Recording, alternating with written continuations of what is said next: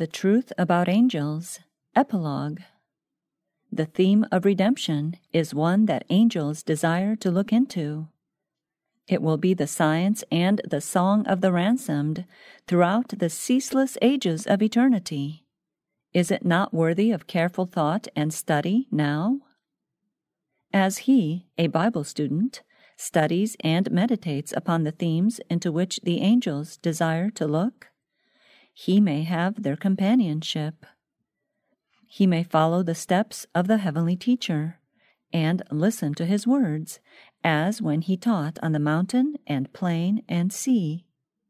He may dwell in this world in the atmosphere of heaven, imparting to earth's sorrowing and tempted ones thoughts of hope and longings for holiness, himself coming closer and still closer into fellowship with the unseen, like him of old who walked with God, drawing nearer and nearer the threshold of the eternal world, until the portals shall open, and he shall enter there. He will find himself no stranger.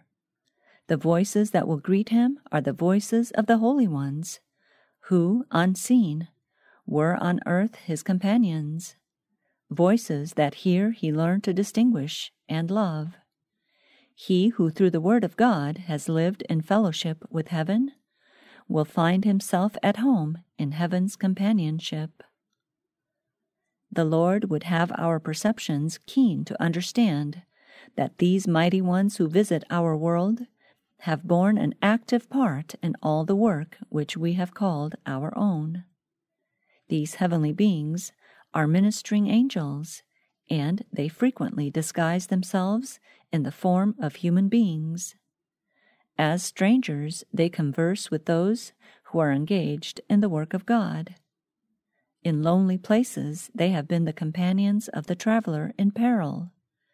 In tempest-tossed ships, angels in human form have spoken words of encouragement to allay fear and inspire hope in the hour of danger, and the passengers have thought that it was one of their number to whom they had never before spoken. Let us keep the heart full of God's precious promises, that we may speak words that will be a comfort and strength to others. Thus we may learn the language of the heavenly angels, who, if we are faithful, will be our companions through the eternal ages. In the future life, we shall understand things that here greatly perplex us. We shall realize how strong a helper we had, and how angels of God were commissioned to guard us as we followed the counsel of the Word of God. Every redeemed one will understand the ministry of angels in his own life.